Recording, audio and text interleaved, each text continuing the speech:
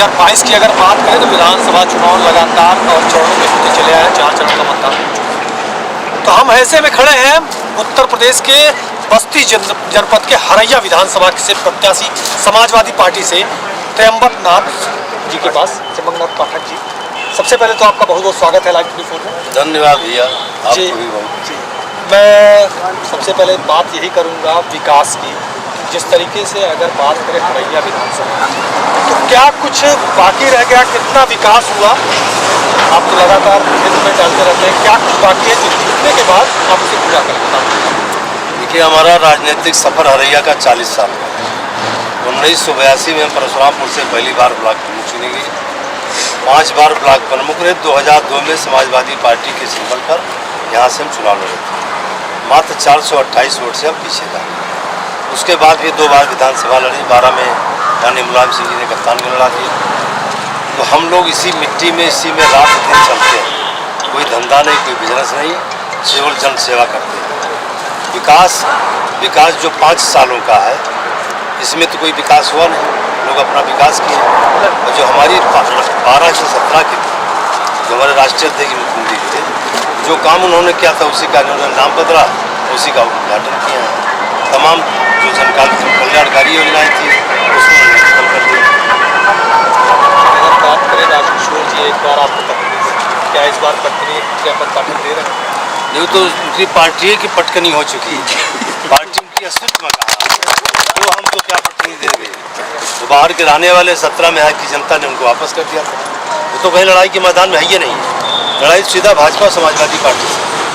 मतलब ये एक चीज़ और थी, आपने कहा कि विकास के सीटे को काट रहा है। अगर बात करें अजय सिंह ने भी दुनिया भर की चीज़ें लिख रखी हैं कि मैंने कहाँ दरवाजे बनवाए, कहाँ बनाए, कहाँ RTI बनाए, कहाँ पॉलिटेक्निक निर्माण कार्य चल रहा है, विकास का। देखिए, पॉलिटेक्निक कॉलेज का केवल शिलान्यास हुआ, उसका कोई मतलब तो है नहीं। हमारी सरकार बन के हम बनवाएंगे। हरैया में 100 बेड का अस्पताल अधूरा पड़ा है, जय जी को बनवाना था उसका। अब तो 5 साल बीत गया, आप क्या बनवाएंगे? वो अधूरा पड़ा हुआ है। पॉलिटेक्निक कॉलेज अधूरा पड़ा हुआ है। जो गेट की बात करते हैं, 5 साल के विधायक निधि का पैसा केवल गेट में खर्च कर दिए हैं। वो इसलिए अगर 30 लाख का है तो उसमें 20 लाख कमीशन है। विधायक जी या पार्टी सारे लोग जुट करके विकास नहीं किए। अगर कोई सड़क लाए भी बनवाने के लिए तो 1 साल नहीं हुआ, उसमें काट कर गड्ढा हो गया है। वो तो बिजनेस पर्पज से लाई। हमारे विधायक जी बिजनेसमैन हैं, जमीन का सौदा करते हैं, तो उनका ये भी बिजनेस था। उस बिजनेस में वो सफल रहे, विकास कहीं कुछ नहीं हुआ है। भाजपा में भी आप रहे, योगी आदित्यनाथ के आप वक्तव्यों को सुनते रहते होंगे, भाजपा के नेताओं के वक्तव्यों को सुनते रहते होंगे। बार बार ये कहते हैं कि समाजवादी सरकार आई तो फिर से गुंडों की सरकार आ जाएगी।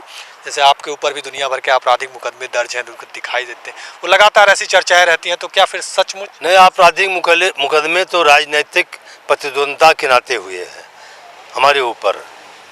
और जहाँ विकास की बात है, जैसे आप देखा, आप लोग पिछला पंचायत चुनाव आपने देखा है, हम उसके भुक्तभोगी हैं।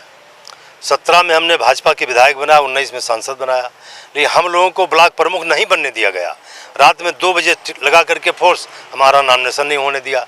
आपने पूरे प्रदेश में देखा है, जनपद में कहीं जहाँ चुनाव हुआ वहाँ ये हार गए, और पुलिस लगा करके अपना सब निर्विरोध कराते चले गए। तो इनकी गुंडई थी कि समाजवादी पार्टी गुंडई है? आपने देखा है, कानपुर का व्यापारी गोरखपुर शहर में मार दिया जाता है, विवेक तिवारी लखनऊ में मार दिए जाते हैं, हाथरस में दलित लड़की की कुछ पुलिस जलाती है, किसानों के ऊपर गाड़ी रौंद दी जाती है। जो तो भारतीय जनता पार्टी में कितना गुंडागर्दी हुई और कहाँ इनका शासन था। यानी गुंडागर्दी इनके शासनकाल में ज़्यादा है, समाजवादी आएगी तो उसे ख़त्म करेगी। समाजवादी देखिए, नई सपा है, नई हवा है।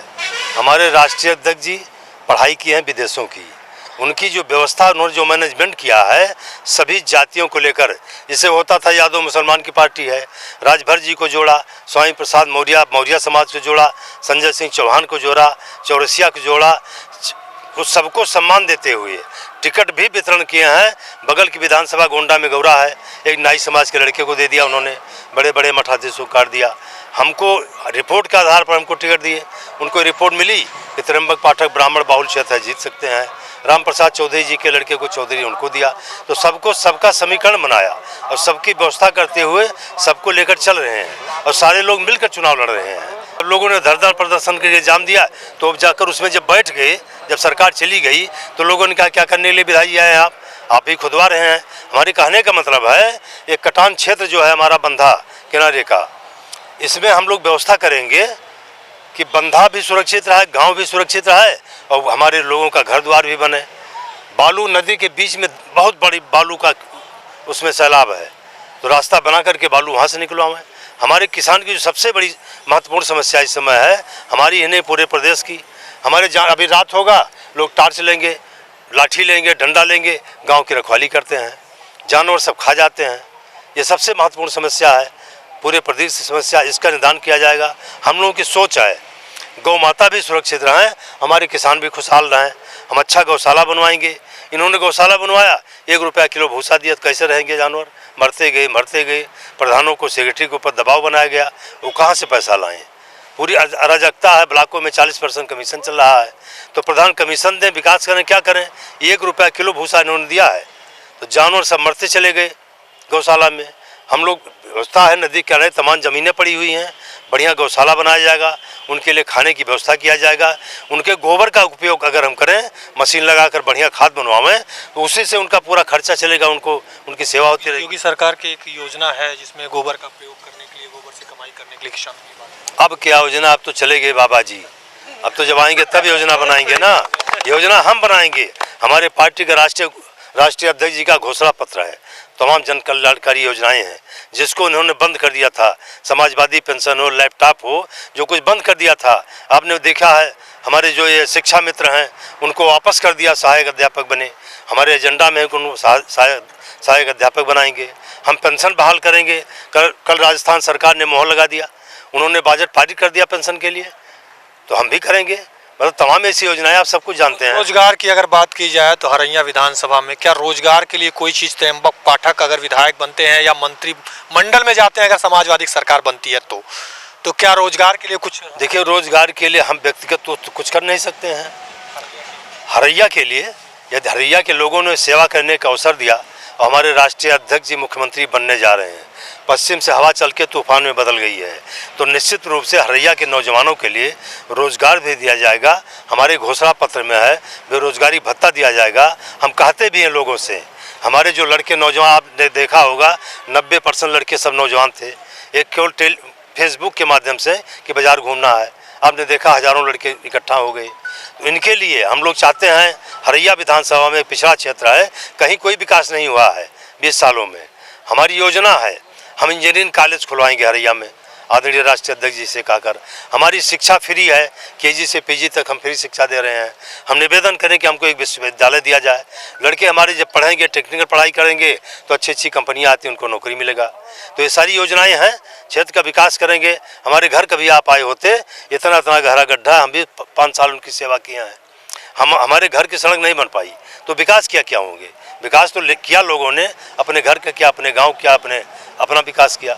आरोप तो ये जुटाने के लिए दारू और पैसे की व्यवस्था की। देखिए, एक यही हसीनाबाद में किनौना में उनके विधायक लिखी गाड़ी, और जो दारू लदा था वो भगवा अंगूठे से उड़ाया गया था, और उनकी गाड़ी पकड़ी गई है। उनकी गाड़ी आज भी सीज है। फेसबुक पर, व्हाट्सएप पर सारी जगह आया। हमारा भी कहीं पकड़ा गया? हम तो कमज़ोर आदमी, हमारे पास पैसा नहीं है। हमको तो पैसा जनता देती है। सुबह आइए हमारे यहाँ देखिए, हम जनता 100, 200, 500 आती है, 1 लाख 2 लाख दे देते हैं। वो लोग तो अपार पैसा कमाए हैं, बहुत बड़े पूंजीपत हो चुके हैं। तमाम शहरों में अब अच्छी ज़मीनें हैं, सैकड़ों बीघा ज़मीन खरीदे हैं। हमारी स्थिति देखिए, हम 40 साल से राजनीति कर रहे हैं, साफ सुथरी राजनीति है, कभी कोई चार्ज हमारे ऊपर नहीं लगा है। इस बार परिवर्तन हो, एकदम परिवर्तन, जनता ने मन बना लिया है। त्र्यंबक पाठक जीत रहे हैं, विधानसभा पहुँच रहे हैं।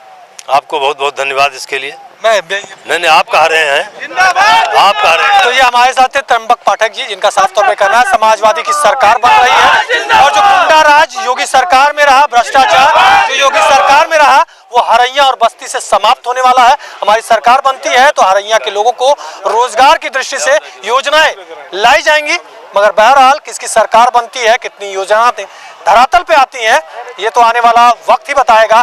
10 तारीख का दिन जल्द ही आने वाला है। क्या कुछ होता है उत्तर प्रदेश में, ये तो आपको हम लाइव 24 लगातार दिखाता रहेगा। कैमरा पर्सन हाफिज के साथ अविनाश त्रिपाठी, लाइव 24 हरैया बस्ती।